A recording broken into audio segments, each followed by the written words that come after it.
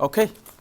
Good morning, everyone. Thank you for coming. It's exciting to see so many people on a rainy morning. So I'm excited about that. Some of you may know my work focuses on African politics and development. And so that's really where I'm coming from. But Africa engages with a lot of external powers. And China is one of them, and I'm particularly interested in Africa's engagement with China. So today I'm going to be a little bit direct in some of my thought here. So these are a few thoughts that I have that I want to share. And so it's not necessarily grounded as in a sense of research paper, but I want to share a few thoughts on my own reflections about Africa-China engagement and how that is in some sense, reshaping the international order. And I'm going to make three related main points. So if you can get this, my work is done for today. My first point is that whichever way you interpret it, whether it's good or bad, the developmental dominance of Western actors and also Western institutions and Western practices is on the decline across Africa and to some extent in the global south in general. That's number one. Number two, in this context, Africa is increasingly in this age of what I call age of choice, where Africa is empowered with different and new choices, and that is really changing the traditional power players on the continent. And the third point I want to make is that these changes have big implications in Africa in terms of Africa's political and economic development, but it also has big implications for the nature of geopolitics and global governance, specifically development cooperation in the African context.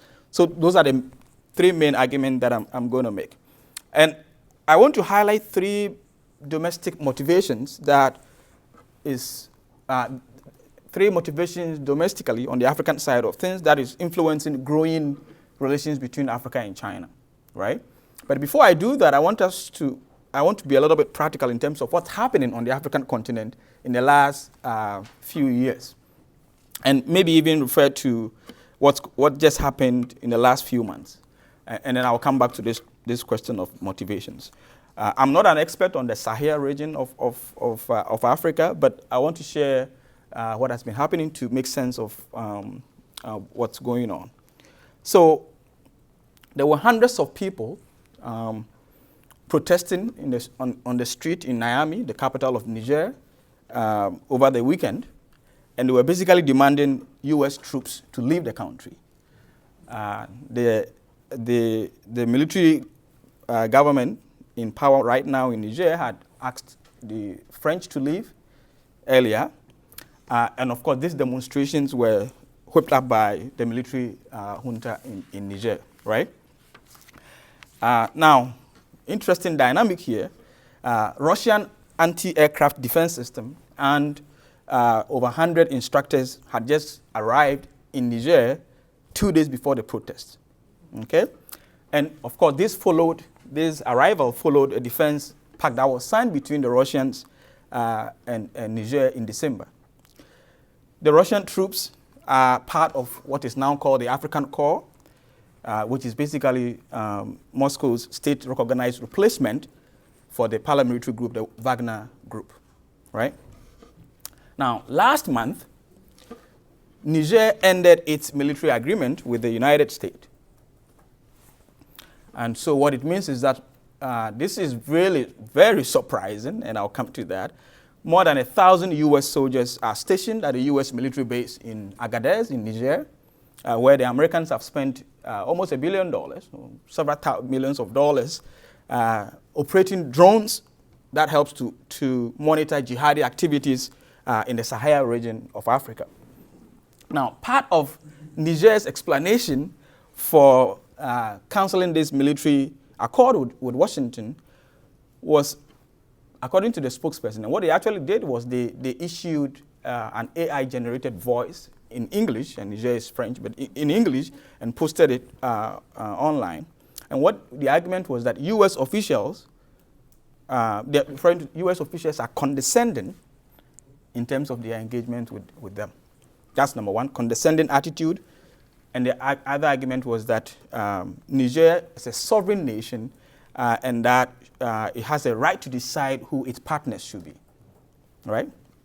Now, as valid as those statements might be, it is also easy to recognize that they are also a convenient cover, right, for the military junta in Niger to avoid Washington's demands. Because Washington, or the US, is asking Niger to return to civilian democratic rule and to release the ousted President Mohamed Bazoum, who has been captured, or who was captured in the military coup d'etat. However, what I want us to pay attention to here is that the Nigerians are no longer patients for promises. Washington had promised to restart military assistance and development aid, which is worth more than $260 million annually. Now, this was suspended in the wake of last July's military coup d'etat in Niger. And U.S. is saying that this is only going to be released only if Niger embarks on a path to restoring civilian rule. Now, here's what's happening.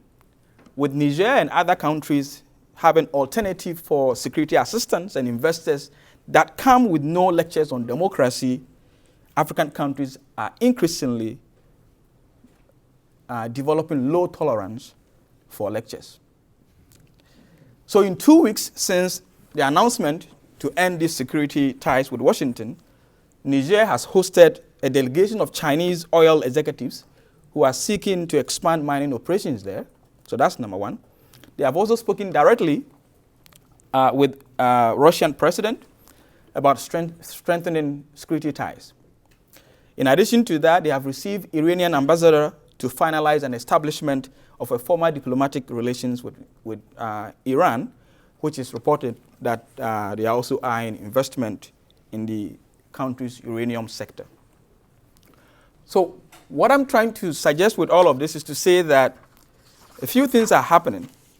And like I mentioned, 3 domestic motivations influence Africa's growing relations with China. The first one is what we saw, or we are seeing in the case of Niger, and it's across the continent. In my own research on the continent for the past 10 years or so, one of the things that come up all the time is this argument that China's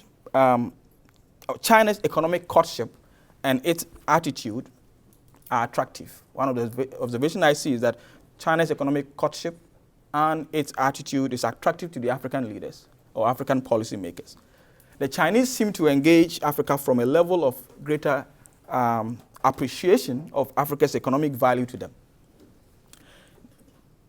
And what I get from a lot of my own interview and my research is that you get from the African side that the Chinese come to the table with a rhetoric of partnership and win-win for both parties, not necessarily what is referred to in the literature as salvation discourse that comes from Western partnership. Okay, so that's the first observation.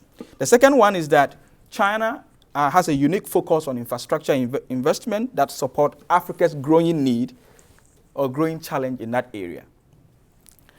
And so China, in some sense, is willing to accept innovative ways of financing projects that are critical to long-term development in Africa, and which, by the way, traditional bilateral and multilateral donors have been unwilling to finance over the years.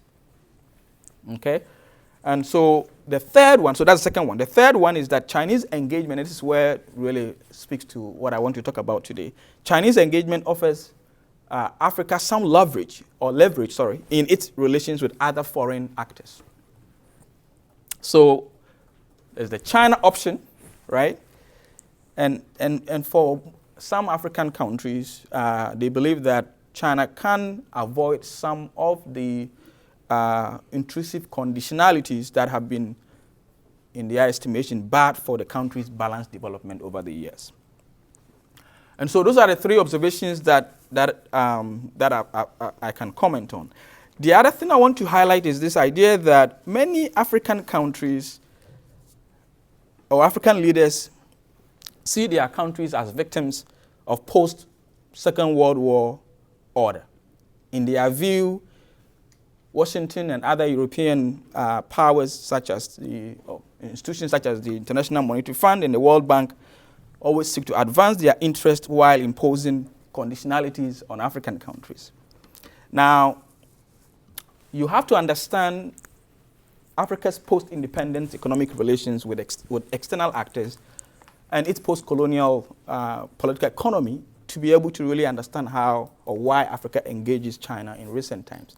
Of course, China is not new on the continent, but most people would agree that China is doing a lot more than most other actors on the continent.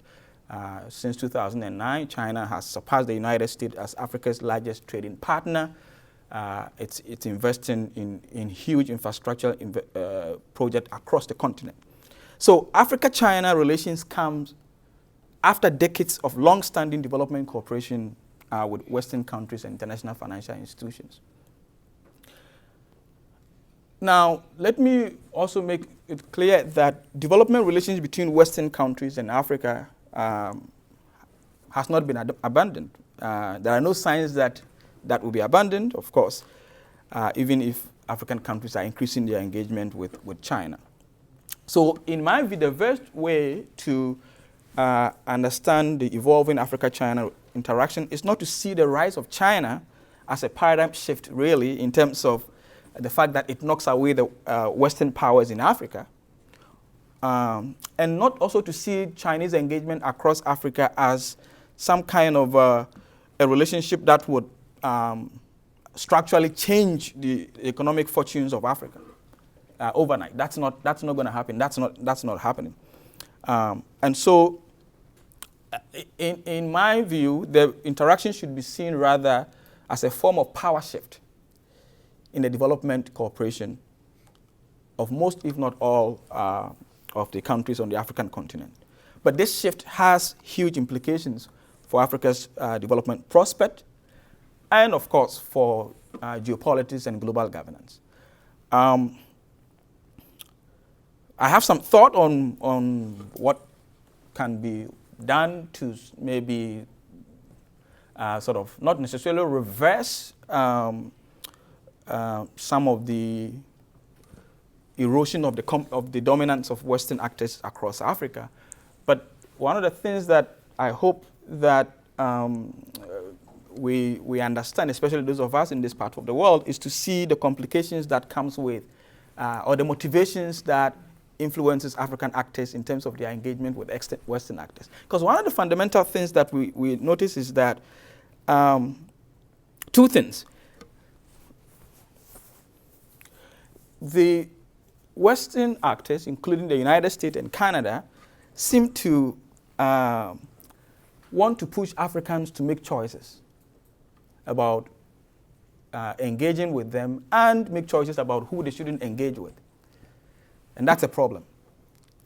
And it's hard for us in the West here to make that distinction because we believe our value system is much better. We believe that democracy, for example, and rule of law, and of course, a lot of Africans actually agree with that, right? But for a lot of African actors, including African leaders, but also African civil society and other individuals, the promotion of, for example, democracy alone, it's not yielding the dividends that is meant to provide, or at least that has been promised to provide to them. And so when you see people on the street celebrating military interventions, it's not necessarily because they support the military rule, right? I mean, Afrobarometer research survey over the years consistently suggests that most African people would prefer democracy. But the democracy that has been promised is not reflecting in their pockets. Okay? And so that's why they would go on the street to demonstrate. And that's why they would also be willing to support new engagement with new actors in global. So two quick things. And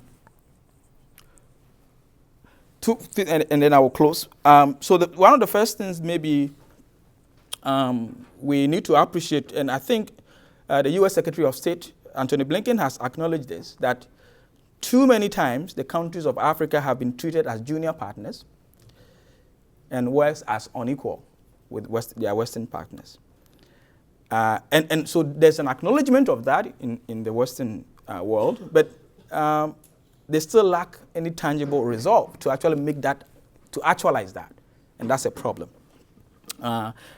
And so, but the biggest one in the context of our discussion today, the other argument that has been made is that the U.S. does not want to limit African partners with, their choice to engage with other partners. But that's difficult for us to do because we believe our value system should influence how we support other countries in the world. And so, so maybe we have to bridge the gap between the rhetoric and the reality of what's happening across Africa. And so, because if we don't bridge that gap in terms of what China is providing to some of these African actors, and of course, when we keep doing that, they're gonna be on the side of China, or they're gonna be interested in having China help them to restructure the international order, right? So if we don't close the gap between the rhetoric and reality, this is what is sending the U.S. officials packing from Miami. Okay, and that's what we're gonna see Washington and Canada to some extent lose ground as new actors come to Africa in search of military bases, strategic minerals, and political partnership. So instead of maybe just giving African countries choices, maybe we should focus on making more attractive offers than our Western competitors. But for me, the bottom line is whether the attractive offers are coming from China or coming from the West, it does not necessarily change the fundamental problem within the African continent that needs to be changed by the African people. And so I'm hoping that maybe in the Q&A we can get some more time to discuss the disconnect between the policy priorities of Western actors and the African needs, and how that is being filled by other actors, and how that is potentially reshaping power dynamics and geopolitics on the continent. Thank you.